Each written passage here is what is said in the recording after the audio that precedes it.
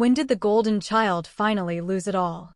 Have you ever felt like you could do nothing right, while your sibling was constantly showered with praise, no matter how badly they messed up? My whole life felt like a twisted experiment in double standards, but it all exploded when my brother stole every last cent from our dying grandmother. Growing up, my brother Kyle could literally do no wrong in our parents' eyes. Nothing. Meanwhile, everything I did was somehow a disappointment, or just not quite good enough. Kyle would ditch family dinners to hang out with friends, and Mom would just sigh, "Oh, Kyle needs his social time." But if I had drama club, suddenly I was guilt-tripped about missing precious family moments. It was infuriating. In high school, Kyle got caught cheating on 3 different tests. 3. And Dad? He actually called the principal to explain it away, saying Kyle was just stressed from being so talented and overwhelmed. Me? I once got a B+ in chemistry, and they immediately hired a tutor because, clearly, I was struggling and needed intervention. The double standard was absolutely insane. Then came the bigger stuff. At 19, Kyle wrecked his car drunk driving. Our parents? They covered it up, bought him a brand new truck, claiming he'd learned his lesson and needed reliable transportation. Just a few months later, I accidentally scraped the garage door. An accident. They made me pay for the repairs out of my part-time job money because responsibility builds character. My character, apparently, needed more building than Kyle's. He dropped out of college after 2 semesters, and they cooed about him finding himself and exploring his options. I graduated with honors, and their response was, well, anyone can get good grades if they have no social life and just study all the time. The words cut deep. They even converted our garage into a recording studio when Kyle decided he wanted to be a musician. He never actually practiced, never wrote a single song. When I asked for help with my student loans, it was, we need to be smart with money. You need to learn independence. Kyle would steal money from Mom's purse, and when she noticed, she'd convince herself she must have spent it and forgotten. When her jewelry disappeared, she just assumed she'd misplaced it. Dad's tools vanishing from the garage? He figured he'd loan them to someone. I tried to point out the glaring, obvious pattern, but they just acted like I was jealous, trying to cause drama. Then he started a business with $20,000 of their retirement money. It failed in 3 months. Their reaction? At least he tried. Failure is the best teacher. But when I asked for $1,000 to take a professional certification course, it was, maybe next year when finances are better. The breaking point, though, the moment that shattered everything, came when Grandma Dorothy got sick. She needed full-time care and had about $200,000 saved, money she planned to leave equally to all her grandkids. Suddenly, Kyle transformed. He became the devoted grandson, visiting her every day, volunteering to manage her finances since everyone else was so busy. My parents praised him, gushing about how mature and caring he was. Within 3 months, Grandma's savings were mysteriously draining away.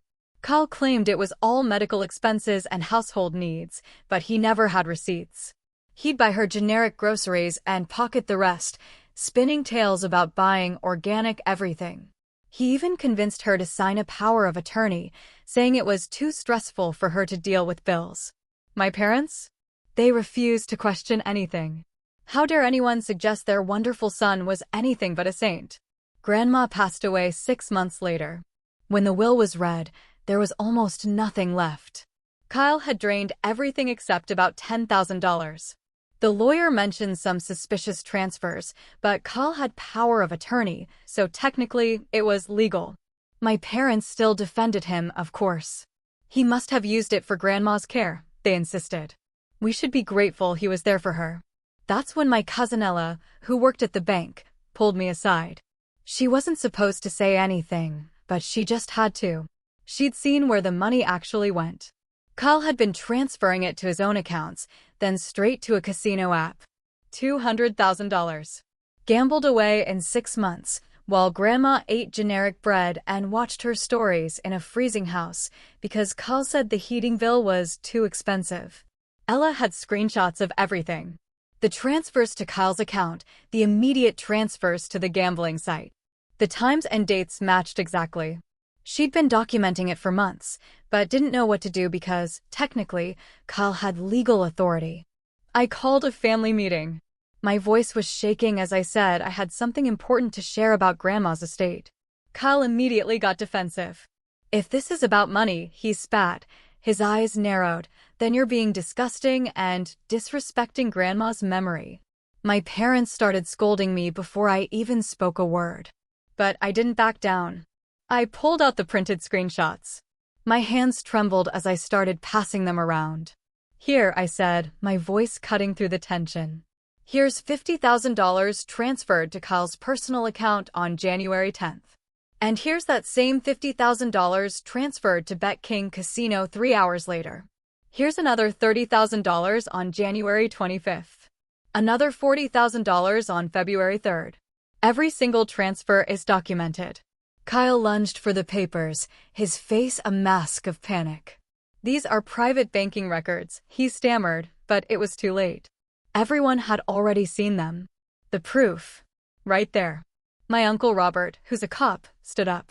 He walked over to Kyle, that intense cop posture already taking over, the one that makes people confess to things they didn't even do. "Kyle," he asked, his voice dangerously calm, "do you want to explain why Grandma's money was going to online gambling while she was dying?" Kyle actually had the audacity to say, "Grandma wanted me to invest it for the family's future, and gambling was just my investment strategy." The room exploded. Uncle Robert shot up from his chair and crossed the room in 3 steps, getting right in Kyle's face. Kyle stumbled backward, hands up like Robert was going to hit him.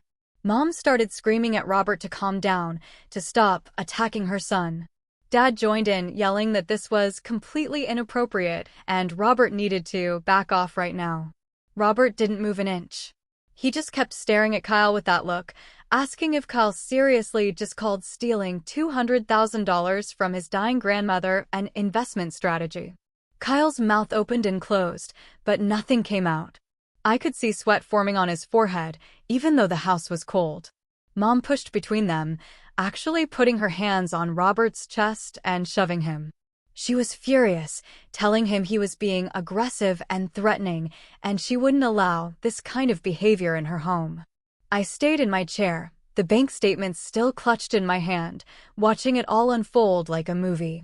Aunt Linda was crying into her hands by the fireplace. Other relatives were talking over each other, some questioning Kyle, some defending him, some just making shocked noises.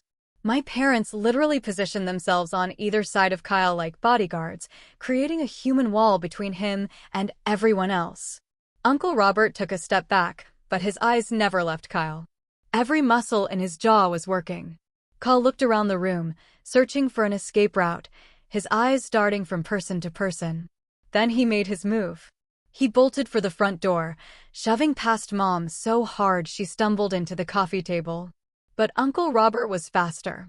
All that police training, I guess, because he cut Kyle off before he even got halfway across the living room.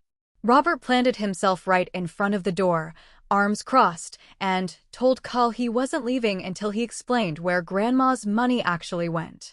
Kyle tried to go around him, but Robert just sidestepped, blocking him again. That's when Dad did something I'd never seen in 30 years. He pushed Uncle Robert, both hands on his chest, shoving him away from the door, yelling at him to get out of Kyle's way. Robert barely moved, just looked at my dad like he couldn't believe what just happened. For a second, I thought they were actually going to fight right there in the living room. The whole room went quiet, except for Aunt Linda's soft sobs. Then Ella spoke up. Her voice was quiet, the same one she uses at the bank when she's explaining why someone's check bounced. She said she'd been watching these transfers for months, and she had documentation of every single transaction. Her voice was calm, but you could hear the steel underneath it. Kyle hadn't just transferred money once or twice. He was moving funds almost every day toward the end, sometimes 3 or 4 times in a single day when he was losing. She had dates, times, amounts, everything. My mom spun around to face Ella. I watched her expression morph from protective mother to full-on attack mode in about 2 seconds. She pointed her finger at Ella, accusing her of violating banking privacy laws and betraying family trust, her voice getting higher and louder with each word. She said Ella had no right to spy on Kyle's transactions and that she could lose her job for sharing confidential banking information. Ella didn't flinch. She just stood there, arms at her sides, and explained in that same calm voice that elder financial abuse is a mandatory reporting situation. She said, when bank employees see suspicious patterns of an elderly person's money being drained by someone with power of attorney, they're actually required by law to document it and report suspected exploitation. She looked right at my mom and said she'd simply been following the legal requirements of her job, nothing more. Uncle Robert pulled his phone out. "I'm calling my detective friend," he announced, "the one who handles financial crimes against elderly victims." My dad lunged for the phone, actually tried to grab it right out of Robert's hand, yelling that this was a private family matter and we didn't need police involved. Robert held the phone up high over his head like they were kids fighting over a toy, and Dad grabbed his arm, trying to pull it down. They were chest to chest, both red-faced and breathing hard. I thought for sure punches were about to fly.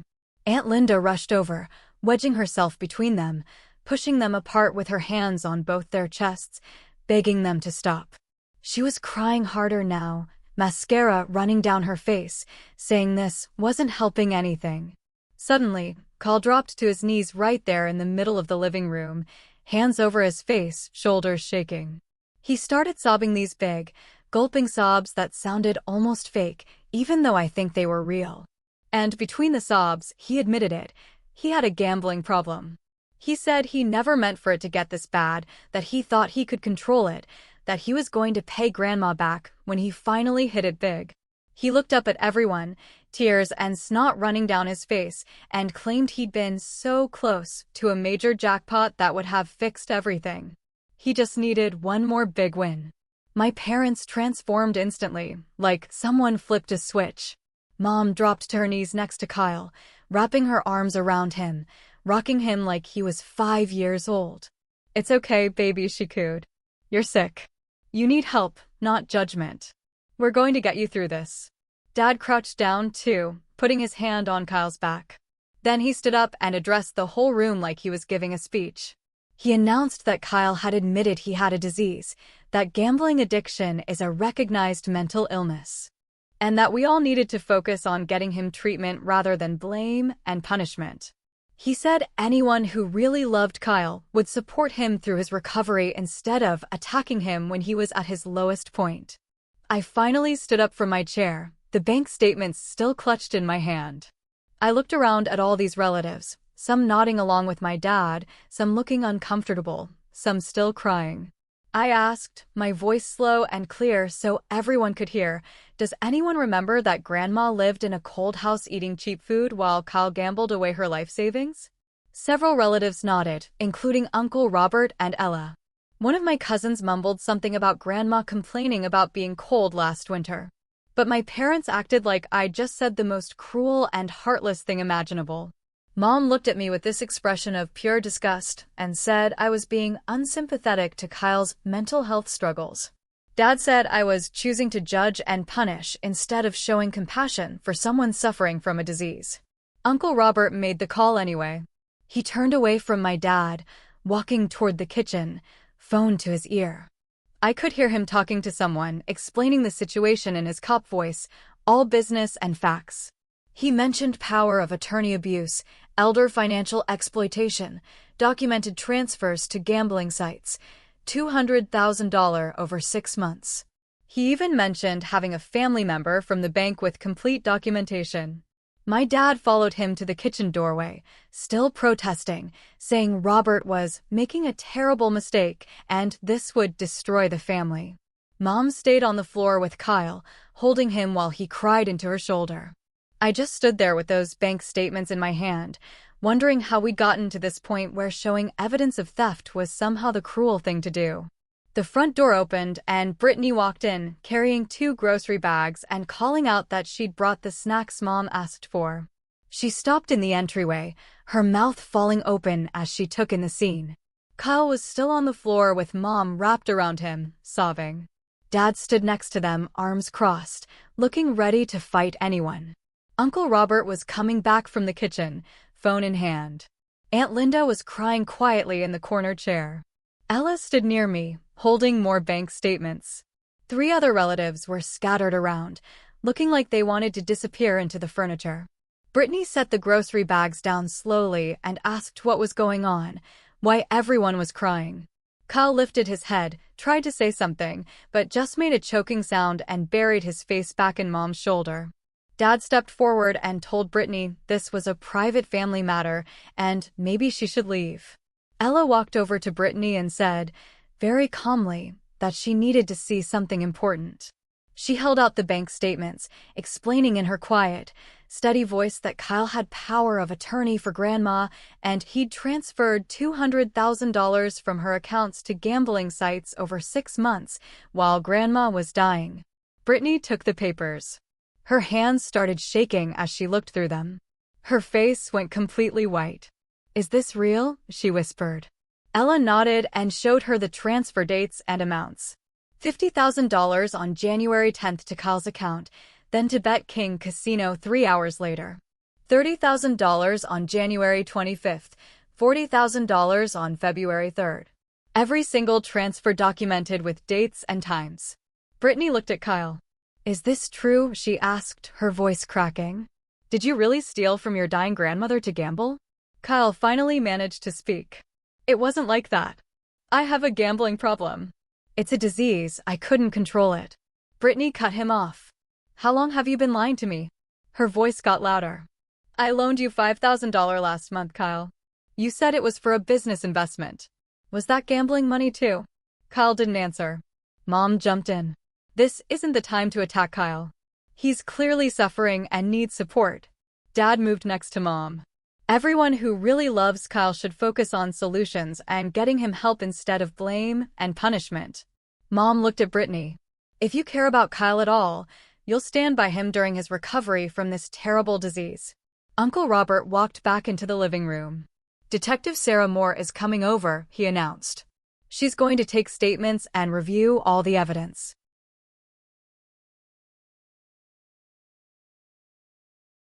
He explained that while the power of attorney made prosecution complicated, the documented pattern of transfers to gambling sites during Grandma's final illness created a strong case for elder financial exploitation. Dad's face turned beet red. He pointed at the door. "Robert, get out of my house right now. You have no right to bring police into a private family matter." Robert didn't move. "Grandma was my sister," he said, his voice firm. "And I'm not going to let her death and the theft of her life savings get swept under the rug to protect Kyle." Dad took a step toward Robert, fists clenched. Aunt Linda stood up and positioned herself between them again. The living room split right down the middle, like someone drew a line on the floor. Uncle Robert stayed near the kitchen doorway. Aunt Linda moved to stand next to him. Ella walked over to their side, still holding the bank statements. Brittany looked at Kyle one more time, then crossed the room to stand with Ella. I was already on that side. We all stood there, facing my parents, who had literally positioned themselves in front of Kyle like bodyguards. A few other relatives looked at each other nervously, staying in their seats, not sure where to stand or what to do. My cousin from Ohio moved closer to the door, like she was planning an escape route. Mom kept her arms around Kyle, glaring at all of us like we were attacking her child. Dad stood with his shoulders back, his jaw set in that way that meant he was done listening to anyone. The doorbell rang. Everyone froze. Dad said nobody was answering that door. Uncle Robert said that was probably Detective Moore, and refusing to let her in wouldn't help Kyle's situation. Dad walked to the front door and stood in front of it, arms crossed. The doorbell rang again. A woman's voice called through the door. "I'm Detective Moore. I'm here to take statements about a financial exploitation case." Dad yelled through the door that this was a private residence, and she needed a warrant. Detective Moore responded calmly that she could take statements at the police station instead if he preferred, and that making this difficult wouldn't help his son. She said she had documentation of suspicious transfers from an elderly woman's accounts and was investigating potential exploitation of a vulnerable adult. Dad stood there for another minute, then finally unlocked the door, but blocked the entrance with his body. He said he was only letting her in because he insisted on being present for any conversation with Kyle. Detective Moore nodded and said that was fine, then stepped inside. She was maybe 40, short brown hair, wearing plain clothes with a badge clipped to her belt. She looked around the room, taking in the crying people and the clear division of the family into two groups. She introduced herself and asked where she could set up to review documentation. Dad pointed to the dining room table. "You can use that, but I'm staying right here the whole time." Detective Moore agreed and walked to the dining room. She pulled out a notebook and her phone. She asked Ella to start by walking her through the banking documentation. Ella sat down across from her and laid out all the bank statements in order. She explained the timeline of transfers starting in January. $50,000 from Grandma's account to Kyle's personal account on January 10th. The same $50,000 to Bet King Casino 3 hours later. Another $30,000 on January 25th, $40,000 on February 3rd, $25,000 on February 18th. She went through every single transaction with dates and amounts. Detective Moore took notes and photographed each document with her phone. She asked Ella to explain the correlation between transfer dates and Grandma's medical appointments. Ella pulled out a calendar she'd made, showing that Kyle transferred money on the same days he was supposedly taking Grandma to doctor visits or picking up her medications. Detective Moore photographed the calendar, too. She asked about Grandma's living conditions during this time.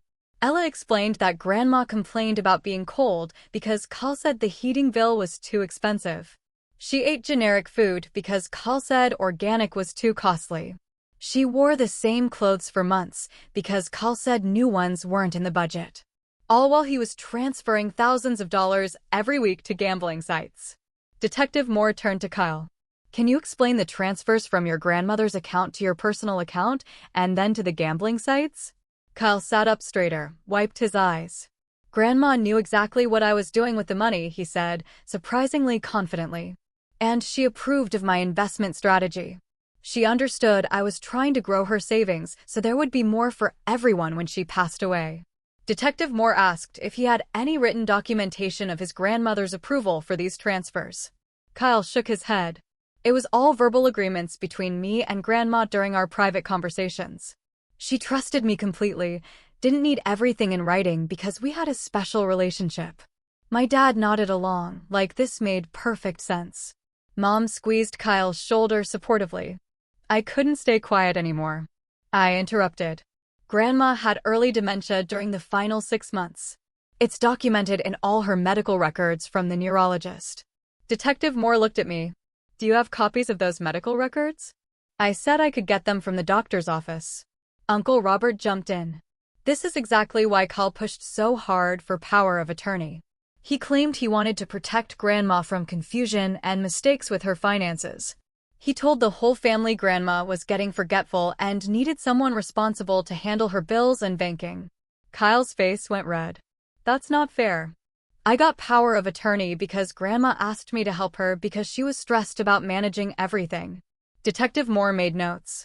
She asked Kyle directly, "Did you transfer approximately $200,000 from your grandmother's accounts to online gambling sites between January and June?" Kyle looked at my dad, who was already pulling out his phone. Kyle said he wanted to consult an attorney before answering any more questions, that he didn't feel comfortable continuing this conversation without legal representation. My parents immediately started calling their lawyer friend who handles real estate closings. Mom was saying they needed him to come over right away because Kyle was being interrogated without proper legal counsel. Detective Moore said calmly that Kyle had every right to speak with an attorney, and she respected that decision.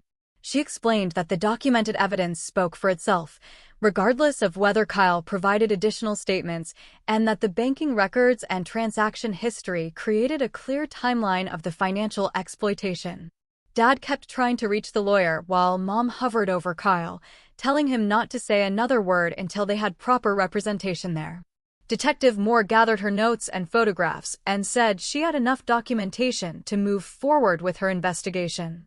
She handed me her card and said to contact her if I obtained Grandma's medical records or any other relevant documentation. Uncle Robert walked her to the door, thanking her for coming so quickly. After she left, My parents started yelling at me and Uncle Robert for bringing police into a private family matter and making Kyle look like a criminal. The next week was a mess of phone calls and secret meetings. Uncle Robert coordinated with other relatives who wanted answers about Grandma's money. He called everyone individually, asking what Kyle had told them about Grandma's expenses and medical care. What we discovered was staggering. Kyle told different family members completely different stories about where the money was going, and none of the numbers added up. He told one aunt that Grandma needed a special medication that cost $3,000 per month. He told another uncle that Grandma's house needed major repairs, including a new roof and foundation work. He told a cousin that Grandma wanted to prepay her funeral expenses and buy a premium burial plot. Every story was different. When we added up all the amounts Kyle claimed to have spent, it came to way more than the $200,000 that actually disappeared. Aunt Linda took charge of tracking down Grandma's actual medical bills and household expenses from those final 6 months. She called every doctor's office, pharmacy, and service provider Grandma used. She got copies of bills for medical appointments, prescriptions, home health aides, utilities, groceries. She made a spreadsheet with every single expense documented and verified. The total came to maybe $30,000. That meant Kyle gambled away at least $170,000 that had absolutely nothing to do with Grandma's care. When Aunt Linda showed me that spreadsheet, I felt sick. Ella went to her bank manager and explained the whole situation, asking for permission to provide official statements about the suspicious transaction patterns she'd observed. The bank manager reviewed Ella's documentation and admitted they should have flagged the activity sooner, but the power of attorney documentation appeared legitimate, so the system didn't catch it as potential exploitation. He agreed to let Ella provide official statements and said the bank would cooperate with any investigation. Ella felt so relieved she could finally speak openly without worrying about violating privacy rules. I scheduled a meeting with a civil attorney named Mr. Harrison, who specialized in estate litigation and elder abuse cases. His office was downtown, smelling like old books and coffee. Mr. Harrison was maybe 60, with gray hair and reading glasses he kept pushing up his nose. I brought all the documentation, bank statements, Ella's timeline, Aunt Linda's expense spreadsheet, and copies of the power of attorney papers. Mr. Harrison spent almost an hour reviewing everything, asking detailed questions about Kyle's relationship with Grandma and the timeline of events. He explained that criminal prosecution was complicated by the power of attorney because, technically, Kyle had legal authority to access Grandma's accounts. But a civil action for breach of fiduciary duty had much better chances of success. He said having power of attorney creates a legal responsibility to act in the person's best interest, and using their money for personal benefit, like gambling, clearly violates that. Mr. Harrison reviewed all the documentation again. "We have a strong case," he said, "that Kyle violated his fiduciary responsibility by using Grandma's money for personal benefit instead of her care." He explained the process for filing a civil lawsuit and what we could potentially recover. Then he gave me the hard news about costs, estimating legal fees around $15,000 with no guarantee of recovering anything if Kyle had no assets. Even if we won the case and got a judgment, he warned, collecting money from someone who's broke and has gambling debts is extremely difficult. I asked if it was worth pursuing. Mr. Harrison said that depended on whether we wanted justice and accountability or just money back. He said sometimes getting a legal judgment on record matters, even if you never collect a dollar. I told him I needed to talk to Uncle Robert about splitting the cost. When I explained the situation to Uncle Robert, he said he was in for half the attorney fees. "This isn't about the money anymore," he told me, his voice firm. "It's about making sure Kyle faces real consequences for once in his life." We both knew my parents wouldn't contribute anything toward a lawsuit against their golden child. I called Mr. Harrison back and said we wanted to move forward with the civil case. He said he'd start preparing the paperwork and we'd need to pay a retainer of $7,500 each to get started. That same afternoon, my mom called, crying. She was begging me not to pursue legal action against Kyle. She said the family was already torn apart and a lawsuit would destroy any chance of healing and moving forward together. I told her, as calmly as I could, that Kyle destroyed the family when he stole from Grandma and let her live in terrible conditions while he gambled away her life savings. Mom said I was being cruel and vindictive and that I'd regret this decision when it was too late to fix our relationship. Dad sent an email to me and Uncle Robert. The subject line, harassment. He wrote that if we pursued legal action against Kyle, they would consider it harassment and would consult their own attorney about filing a countersuit. He said they had documentation of all the ways they'd supported us over the years, and we were showing incredible ingratitude by attacking their son during his time of need. The email hit me like a ton of bricks. It made me realize that the family division wasn't temporary or fixable. It was permanent. And it was getting worse. Uncle Robert forwarded Dad's email to Mr. Harrison and asked if the threat of a countersuit was something to worry about. Mr. Harrison said it was an empty threat meant to intimidate us and that we had every legal right to pursue civil action for breach of fiduciary duty.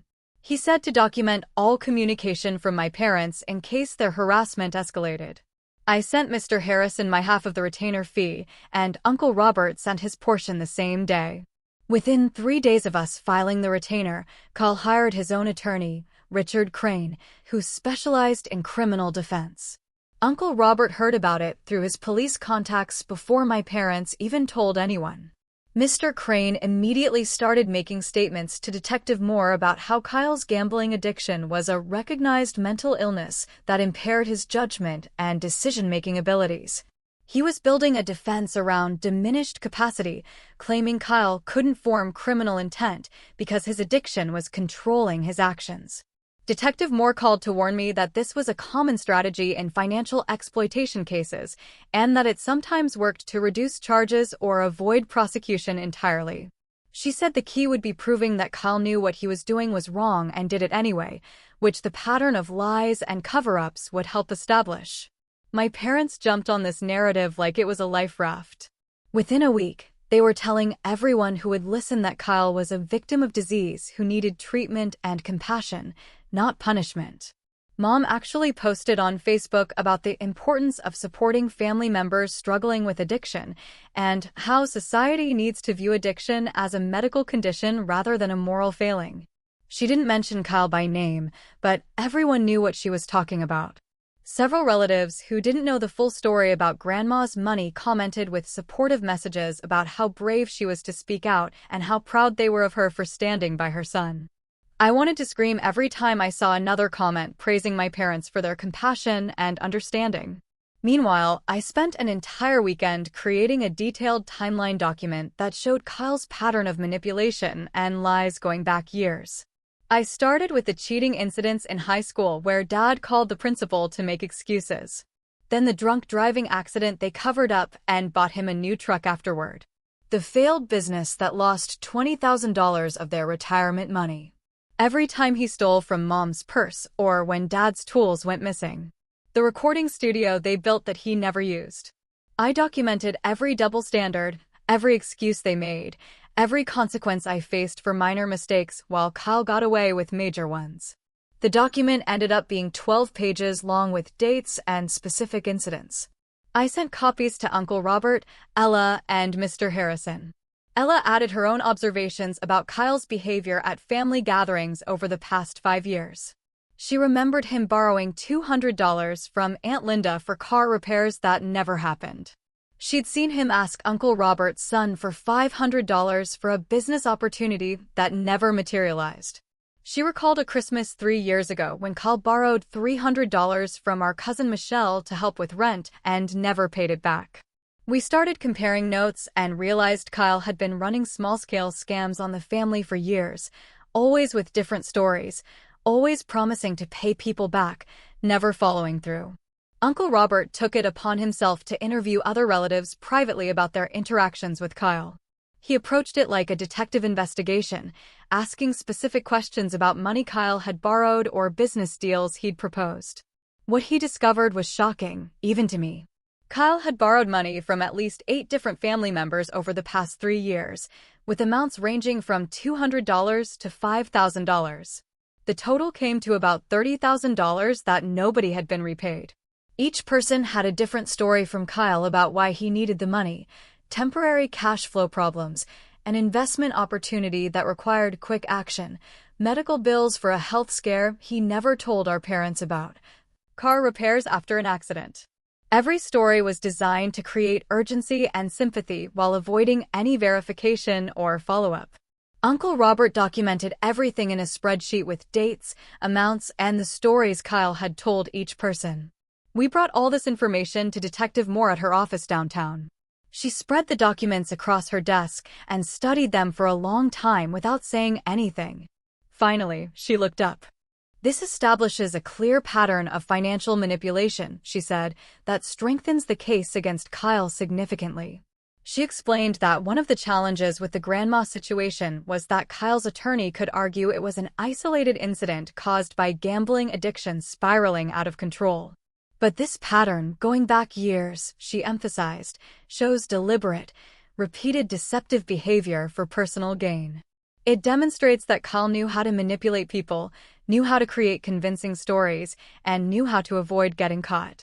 The addiction defense becomes much weaker when you can show the person was running calculated scams while supposedly impaired by their disease. Detective Moore said she was building a file that would make it very difficult for Kyle to claim he didn't understand what he was doing or couldn't control his actions. My parents somehow found out about Uncle Robert's interviews with relatives. I'm still not sure who told them, but suddenly we got an email sent to the entire extended family from Dad's account. The subject line was "Family Unity and False Accusations."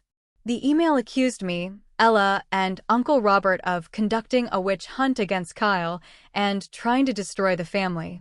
It said we were harassing vulnerable family members and manipulating them into making statements against Kyle during his time of greatest need. It claimed we refused to acknowledge that addiction is a disease requiring treatment, not punishment, and that our actions were driven by jealousy and vindictiveness rather than genuine concern. The email ended with a plea for everyone to remember the importance of family loyalty and to resist efforts to tear the family apart over money and misunderstandings. I read it 3 times in complete disbelief. They were actually positioning themselves as the victims and Kyle as the one being persecuted. Several relatives replied, all with messages supporting my parents and saying they'd pray for family healing. A few others replied privately to me, saying they stood with us and knew the truth about what Kyle had done.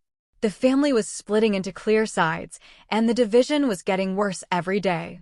3 weeks after the initial confrontation at the family meeting, Mom sent out another group email announcing that Kyle had checked himself into a 30-day gambling addiction treatment program at a facility 2 hours away. She framed it as proof that Kyle was taking responsibility and getting the help he needed. The email strongly suggested that now that Kyle was in treatment, legal action should be dropped so he could focus on recovery without the stress of lawsuits hanging over his head. She included a link to an article about how family support is crucial for addiction recovery and how punitive approaches often lead to relapse. I forwarded the email to Mr. Harrison and asked if Kyle entering treatment changed anything about our civil case. He called me back within an hour. He explained that entering treatment doesn't erase civil liability for breach of fiduciary duty. He said it might be something Kyle's attorney would bring up to gain sympathy, but it had no legal bearing on whether Kyle owed restitution for the money he stole. Mr. Harrison said he was ready to file the lawsuit and that we shouldn't wait any longer. We'd given Kyle and my parents plenty of time to make this right voluntarily, and they'd chosen to attack us instead. He filed the lawsuit that same week, seeking recovery of the stolen funds, plus interest and legal fees, which totaled about $230,000. The lawsuit named Kyle as the defendant and detailed the breach of fiduciary duty, the transfers to gambling sites, and the financial harm to Grandma's estate and the intended beneficiaries. Kyle's attorney, Richard Crane, responded with a motion 2 weeks later, claiming that Kyle had no assets to recover and that pursuing the lawsuit would only prevent him from focusing on his addiction recovery. The motion included financial statements showing Kyle was completely broke with significant debts of his own. It argued that the lawsuit was punitive rather than restorative and would cause psychological harm that could trigger relapse. The motion requested that the case be dismissed or, at minimum, stayed until Kyle completed treatment and had time to establish stable recovery. What happened next made my blood boil. My parents announced they would pay Kyle's legal fees to fight the lawsuit. These were the same parents who said they couldn't help with my student loans because they needed to be smart with money. The same parents who said maybe next year when I asked for $1,000 for a professional certification. Suddenly, they had money available to pay a criminal defense attorney to help Kyle avoid consequences for stealing $200,000 from Grandma. The hypocrisy was so extreme I couldn't even process it at first. Mr. Harrison said this was actually helpful information because it showed my parents had resources they'd been claiming they didn't have. It also demonstrated their continued pattern of enabling Kyle's behavior by protecting him from consequences. He said we'd respond to the motion and push forward with the case, regardless of their financial support for Kyle's defense. The discovery process started 2 weeks after that, with Mr. Harrison sending formal requests for Kyle's financial records, employment history, bank statements from the past 3 years, and documentation of any assets he owned. Kyle's attorney responded with boxes of disorganized papers that we had to sort through page by page, received from family members in the past year. That's when we found the transfer to Brittany's account. It showed up on a bank statement from 3 months before Grandma died. $40,000 moved from one of Kyle's accounts to an account in Brittany's name with a memo line that said, "Payment for business consulting services." I called Brittany immediately and asked if she knew anything about $40,000 Kyle gave her last year. She went quiet for a long moment before asking what I was talking about. I explained what we'd found in the discovery documents. Brittany said Kyle told her it was from his business profits and he needed to park the money in her account temporarily for tax reasons. She thought it was legitimate business income and had already spent about $15,000 of it on a car repair and helping her mom with medical bills. I told her the money came from Grandma's accounts. She started crying on the phone, saying she had no idea and she'd return every penny she had left. Mr. Harrison said Brittany wasn't legally responsible since she received the money in good faith without knowledge of its source, but her willingness to return it showed Kyle had been lying to everyone about where Grandma's money went. Brittany transferred the remaining $25,000 back within 2 days and provided a written statement explaining how Kyle had deceived her about the source of the funds. 3 days after that conversation, my phone started blowing up with text messages from Kyle. The first one said he was sorry for everything and he knew he'd messed up badly and he just wanted a chance to make things right. The second message, 20 minutes later, said I was destroying his life and making it impossible for him to focus on recovery. The third message said if I really cared about family, I'd drop the lawsuit and give him space to heal. Over the next week, I got maybe 30 messages that alternated between apologizing and blaming me for tearing the family apart. Kyle said I was being vindictive and cruel, that I was choosing money over my own brother, that Mom was crying every day because of what I was doing to him. He said the lawsuit was preventing him from moving forward with his life, and that I'd regret this when he relapsed and it was my fault. I didn't respond to any of the messages, but I took screenshots of every single one and backed them up in 3 different places. Mr. Harrison said they were perfect evidence of Kyle's continued manipulation tactics and his lack of genuine remorse for stealing from Grandma. He said the pattern of alternating between apology and blame was textbook manipulator behavior and would be useful if we ended up in front of a judge. The messages kept coming for another week before finally stopping. Then Mom called me on a Tuesday night. I could hear her crying before she even said hello. She begged me to drop the lawsuit because it was killing her to watch the family fall apart like this. She said Kyle had learned his lesson and was getting help, and that continuing with legal action was just about revenge, not justice. I let her talk for maybe 5 minutes before I interrupted and asked her a direct question.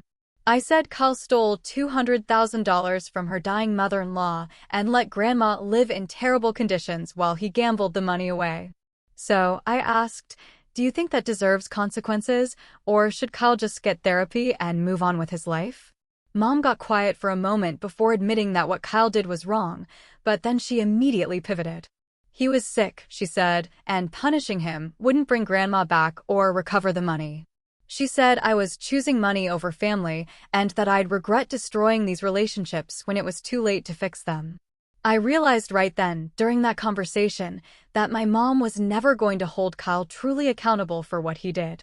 Maintaining a relationship with my parents meant accepting their version of reality where Kyle was a victim of disease, rather than someone who made deliberate choices to steal from a dying woman. I told Mom I needed space to think about what kind of relationship we could have going forward. She started crying harder, saying I was abandoning the family just like I'd abandoned Kyle. I ended the call and sat in my car for 20 minutes, trying to process what had just happened. 2 days later, I got a formal email from Dad with the subject line, "Family Decisions and Consequences." He wrote that if I continued with the lawsuit against Kyle, they would consider me to have chosen to remove myself from the family. The email listed all the ways they'd supported me over the years: the tuition help for my first year of college before I got scholarships, the car they'd co-signed for when I was 22, the times they'd let me stay with them between apartments. Dad said this was how I repaid their love and sacrifice, by attacking my brother when he was at his lowest point and needed family support the most. He said I had 1 week to decide whether I wanted to be part of this family or continue down a path of bitterness and revenge. I forwarded the email to Mr. Harrison without comment. He called me within an hour, saying this was more evidence of the family pattern that enabled Kyle's behavior for years. That weekend, Uncle Robert called and said he'd been talking with Aunt Linda and Ella about everything that had happened. He said they wanted to form a support group for those of us dealing with the aftermath of Kyle's theft and our parents' enabling behavior. We started meeting every Thursday night at Uncle Robert's house, just the 4 of us at first, talking about the crazy things our parents said to defend Kyle and reminding each other that we weren't wrong for expecting consequences. Ella brought her notes from years of watching Kyle manipulate different family members, and we started documenting patterns we'd all observed but never connected before. Aunt Linda made coffee and listened while we vented about the latest guilt trip attempts from my parents. Uncle Robert shared stories about cases he'd worked where family members enabled destructive behavior until it was too late, and how important it was to maintain boundaries even when it felt cruel. Those Thursday meetings became the only place I felt sane during those weeks of legal proceedings and family pressure. 5 weeks after filing the lawsuit, Kyle's financial disclosure documents arrived in a thick manila envelope that Mr. Harrison walked me through page by page in his office. Kyle had no assets at all. No savings account, no retirement fund, no property, nothing of value except a 7-year-old car with a broken transmission sitting in my parents' driveway. He owed about $70,000 to various online gambling sites and personal loan companies, plus another $8,000 on credit cards he'd maxed out. His employment history showed he'd been working part-time at a call center for the past 4 months, making minimum wage, averaging maybe 20 hours a week. Before that, he'd been unemployed for 6 months, living with our parents, supposedly looking for work. The disclosure listed every debt, every failed payment plan, every account sent to collections.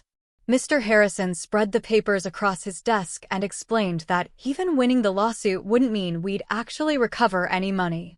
We could get a judgment against Kyle that would follow him for years, maybe decades, depending on the state laws, and we could garnish his wages if he ever got a real job.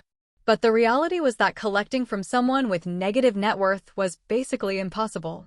He showed me the math, how wage garnishment typically takes maybe 10 or 15% of someone's paycheck after taxes and other mandatory deductions, and how Kyle's part-time minimum wage job would yield maybe $30 or $40 per month at most. At that rate, it would take over 400 years to recover the $200,000. Mr. Harrison said we could pursue the judgment anyway because it would legally establish what Kyle did and create consequences that would affect his credit and financial future.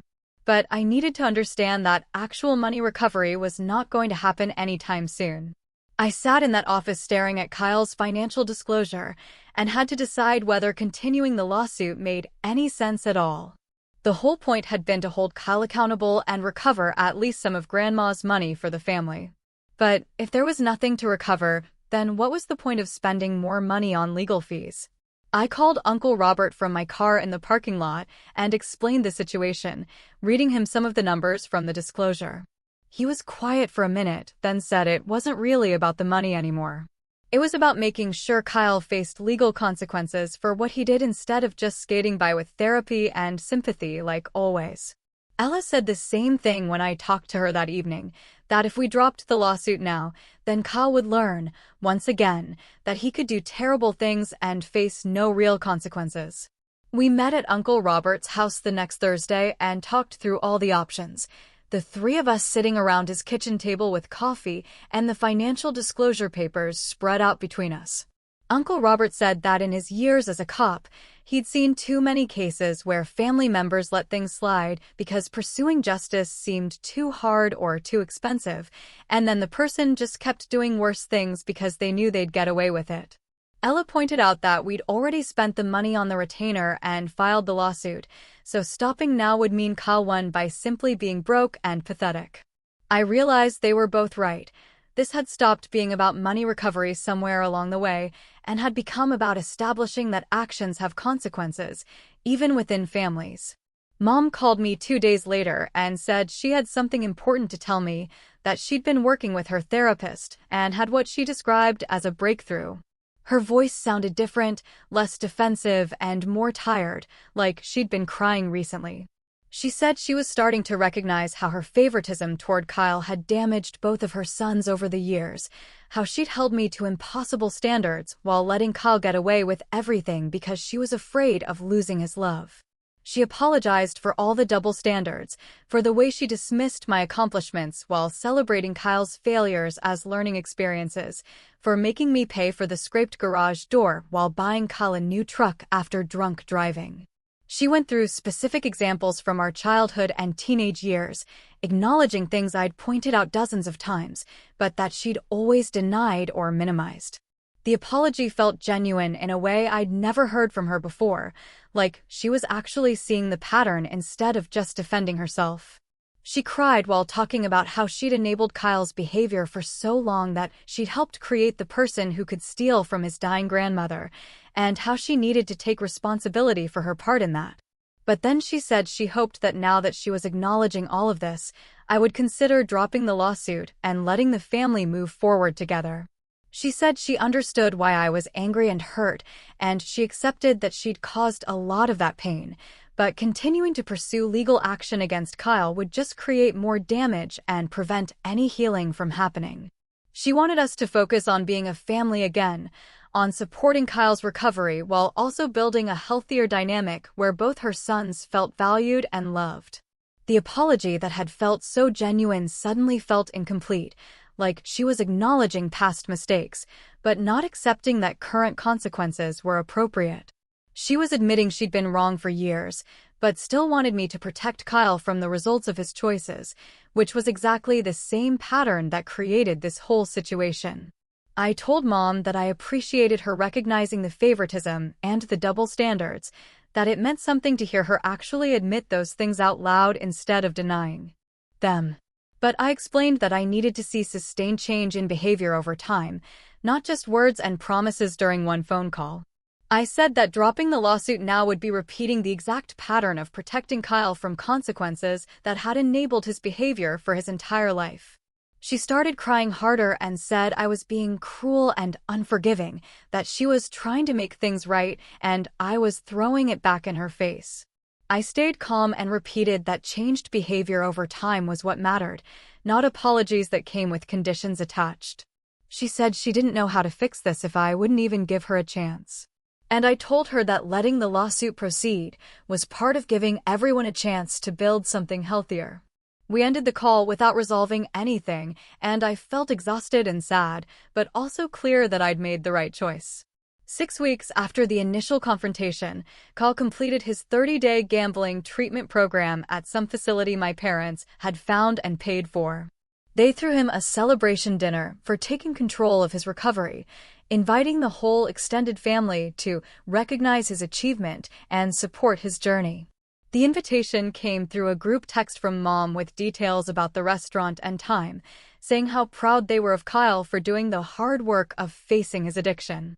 I didn't respond to the group text, but Mom called me directly 2 days before the dinner, asking if I was coming, saying it would mean so much to Kyle to have his brother there supporting him. I told her I wasn't going to celebrate Kyle completing basic treatment that he should have done years ago, especially when he was only in treatment because he got caught stealing $200,000. She said I was being petty and holding grudges instead of supporting family, that Kyle was making real changes and deserved recognition for his effort. I said no thanks and ended the call, then immediately got texts from Dad saying I was disappointing them again and choosing bitterness over family unity. The civil lawsuit moved forward to mediation about a week after Kyle's celebration dinner that I didn't attend. Mr. Harrison called me the morning of the mediation to go over what to expect, explaining that Kyle's attorney had indicated they wanted to propose a settlement rather than go to trial. The mediation happened in a conference room at a legal office downtown, with Mr. Harrison and me on one side of a long table and Kyle's attorney on the other. Kyle wasn't even there, which his attorney explained was standard for mediation sessions because having the parties in the same room often made negotiations harder. The settlement proposal was straightforward. Kyle would sign documents admitting that he breached his fiduciary duty to Grandma and misappropriated her funds for personal use. He would agree to a payment plan of $200 per month for 10 years, with the payments going into an account that would be distributed to Grandma's intended heirs. He would also commit to continued gambling addiction treatment with proof provided every 3 months. If he missed payments or stopped treatment, the entire remaining balance would become immediately due. Kyle's attorney presented this as a reasonable resolution that acknowledged wrongdoing while being realistic about Kyle's ability to pay, and he emphasized that going to trial would cost everyone more money with probably worse outcomes. Mr. Harrison asked for a break to discuss the offer privately, and we moved to a smaller conference room down the hall. He pulled out his calculator and showed me the math. $200 per month for 10 years equals $24,000 total, which is roughly 12% of what Kyle actually stole from Grandma. He said that from a pure financial recovery standpoint, this was probably more than we'd get through wage garnishment over the same time period given Kyle's employment situation. The real value of the settlement, he explained, was getting Kyle's admission of wrongdoing on legal record, which could never be erased and would follow him permanently. Mr. Harrison recommended accepting the settlement because it achieved the main goal of establishing consequences and legal accountability, even though the financial recovery was minimal. He also pointed out that going to trial would cost another $10,000 in legal fees with no guarantee of a better outcome, and that judges often looked favorably on defendants who admitted wrongdoing and proposed reasonable payment plans. I called Uncle Robert from the conference room and explained the settlement terms, reading him the exact language about admitting wrongdoing and the payment structure. He put me on speaker so Ella could hear too, and we talked through whether accepting such a small amount was basically letting Kyle off easy. Ella said $24,000 was insulting compared to $200,000. But Uncle Robert pointed out that we'd already established that Kyle had nothing to take, so this was about getting the admission on record more than the money. I asked what they honestly thought we should do. After a long pause, Uncle Robert said we should accept it. He explained that the legal admission of breaching fiduciary duty would be part of Kyle's permanent record, that it would affect his ability to ever have power of attorney or manage anyone else's finances, and that it established in official legal documents that he stole from his dying grandmother. Ella agreed that having that on record was worth more than fighting for years over money we'd probably never collect anyway. We recognized together that this was about establishing consequences and getting Kyle's admission documented in a way that couldn't be denied or minimized, rather than full financial recovery that was never realistic given his situation. We went back to Mr. Harrison's office the next week for the actual signing. Kyle showed up with his attorney and my parents, who looked like they were attending a funeral instead of their son admitting to stealing from his dying grandmother. The conference room felt smaller this time with just the 6 of us around the table. Mr. Harrison laid out the settlement documents in front of Kyle and walked through each section out loud. This paragraph states that you, Kyle Young, acknowledge and admit that you breached your fiduciary duty as power of attorney to Dorothy Young. This section states that you misappropriated approximately $200,000 from her accounts for personal use, specifically online gambling, between January and June of this year. Kyle's hand shook when he picked up the pen. My mom reached over and squeezed his shoulder, but he pulled away and signed each page where his attorney pointed. The admission was now part of his permanent legal record and could never be erased or explained away. Mr. Harrison collected the signed documents and made copies for everyone while Kyle stared at the table and my parents glared at me like I'd personally destroyed their son's life instead of just holding him accountable for destroying Grandma's. My parents called me 3 days after the signing. Dad did most of the talking while Mom cried in the background.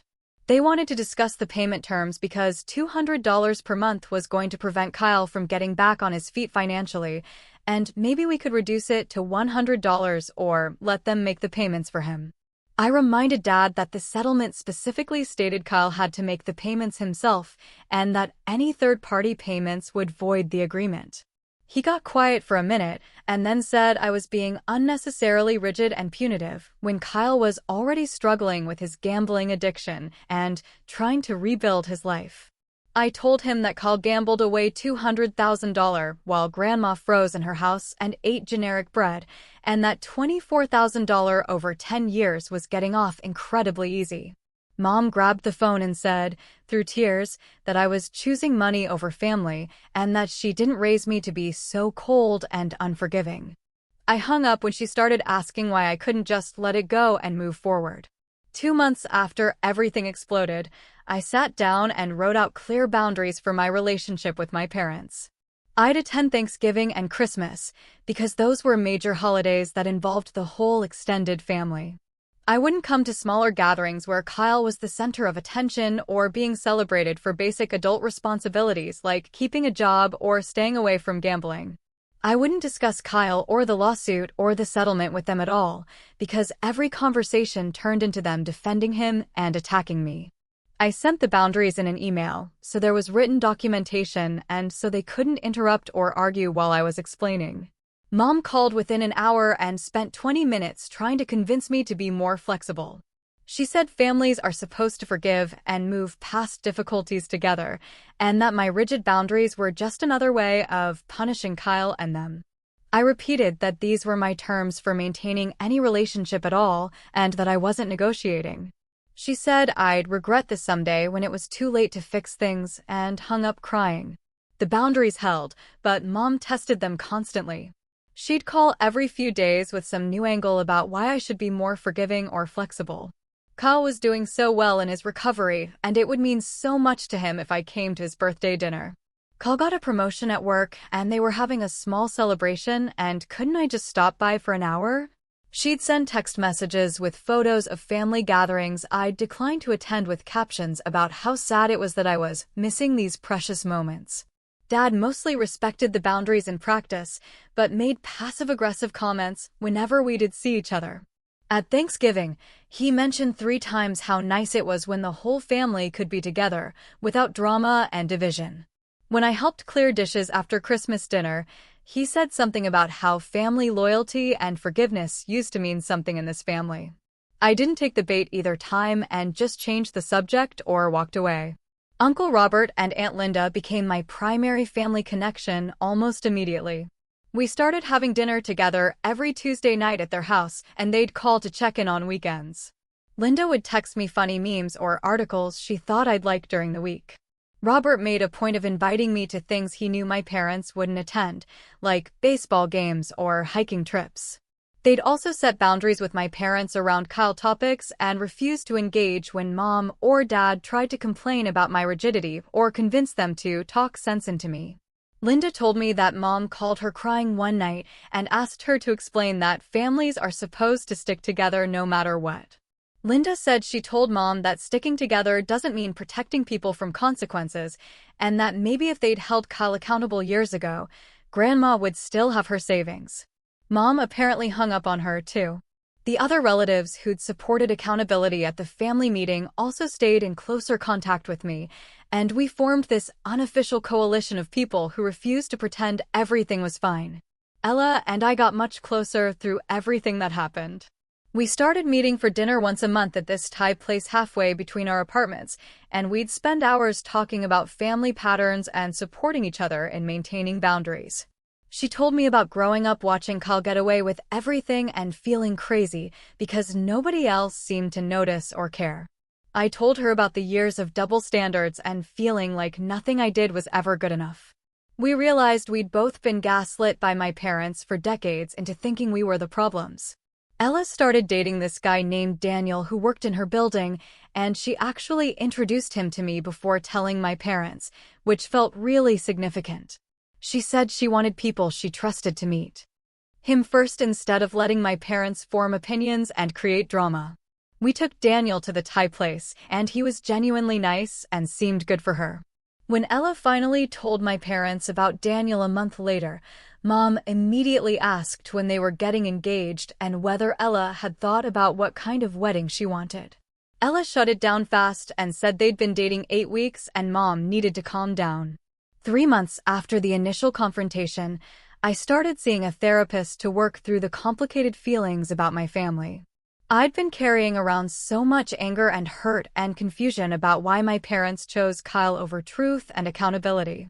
My therapist helped me understand that I'd been grieving not just the grandma situation, but the fantasy of having parents who would choose what's right over what's comfortable. She pointed out that I kept hoping they'd suddenly wake up and recognize how badly they'd failed both their sons by enabling Kyle and holding me to impossible standards. We worked on accepting my parents as they actually are instead of who I wished they'd be. She said I could love them while also accepting that our relationship would never be what I'd hoped for, and that both things could be true at the same time. It helped to have someone validate that my feelings were reasonable and that setting boundaries wasn't cruel or punitive, but actually healthy and necessary. Mr. Harrison sent me confirmation that Kyle made his first payment on time. $200 deposited to the account we'd set up for tracking the settlement. The second payment came through on time, too, exactly 30 days later. I had no idea if Kyle was actually working on his gambling addiction or just going through the motions to satisfy the settlement terms. Mr. Harrison said the treatment program verification forms came through quarterly, and the first one showed Kyle attending group meetings twice a week. But I'd accepted that it wasn't my responsibility to monitor his recovery or care whether he was genuinely changing. My responsibility was to myself and to honoring Grandma's memory by making sure Kyle faced some kind of consequences, even if they were minimal compared to what he'd actually done. The hardest part of everything wasn't actually the money Grandma lost or even Kyle's theft. It was grieving the fantasy of having parents who would choose what's right over what's comfortable. I'd spent my whole life trying to earn their approval and recognition by being responsible and successful and doing everything right. And Kyle spent his whole life getting their unconditional support and protection no matter what he did wrong. When the moment came that should have finally made them see the pattern, they doubled down on protecting him instead. That realization hurt worse than any amount of stolen money because it meant accepting that nothing I could ever do would change how they saw us. I was learning to accept them as they are instead of hoping they'd suddenly transform into the parents I needed them to be. Uncle Robert invited me over for coffee one Saturday morning about a week after Kyle's second payment came through. We sat on his back porch, and he told me that Grandma would be proud of how I stood up for what was right, even when it was hard and lonely. He said Grandma had her own struggles with family members who took advantage of her kindness over the years. Her sister borrowed money constantly and never paid it back. Her brother got her to co-sign a loan he defaulted on. She spent decades being the family doormat because she thought being nice and forgiving was the same as being good. Robert said that toward the end of her life, Grandma told him she wished she'd had more backbone earlier and stood up to people who used her. She said the people she respected most were the ones who did the right thing, even when it cost them something. Robert squeezed my shoulder and said I had the backbone Grandma wished she'd developed sooner, and that she'd be grateful someone finally held Kyle accountable, even though it fractured the family. For months after the confrontation, I started hosting Thanksgiving at my apartment with Uncle Robert, Aunt Linda, Ella, and a few other relatives who stood up for what was right. We ordered pizza instead of cooking turkey because nobody wanted to spend hours in the kitchen pretending everything was normal. Ella brought her new boyfriend and actually seemed relaxed for the first time in months. Uncle Robert told stories about Grandma that made us laugh instead of cry. We played board games, and nobody mentioned Kyle or my parents or the settlement. It felt weird at first to celebrate a holiday without the whole family, but also kind of freeing because we didn't have to walk on eggshells or ignore obvious problems. We decided to make it a regular thing, getting together once a month for dinner or coffee, building something new instead of trying to fix something broken. My parents sent a group text on Christmas asking if I'd reconsider spending the holidays with them. I replied that I'd stop by for an hour on Christmas afternoon, but wouldn't stay for dinner. They actually respected that boundary, which surprised me. Mom texted separately, saying she understood I needed space and that she was working on herself in therapy. Dad didn't say much, but he stopped sending passive-aggressive messages about family loyalty. Kyle made his fourth payment on time, according to the notifications from the settlement account. I had no idea if he was actually staying away from gambling or just learned to hide it better. Mr. Harrison sent confirmation emails each month showing the deposits, and I filed them away without much emotion. The whole situation taught me that justice in families doesn't look like justice in movies. Nobody went to jail. Kyle didn't have some big moment of genuine remorse. My parents didn't suddenly realize they'd been wrong for decades. What I got instead was $200 a month, some relatives who actually cared about doing the right thing, and the knowledge that I stood up for Grandma even when it cost me the fantasy of having normal parents. That had to be enough because it was all I was going to get. Honestly, this entire experience was brutal, but it also made me realize who my real family is. Have you ever had to choose between what's right and keeping the peace in your family? I'd really love to hear your thoughts in the comments below.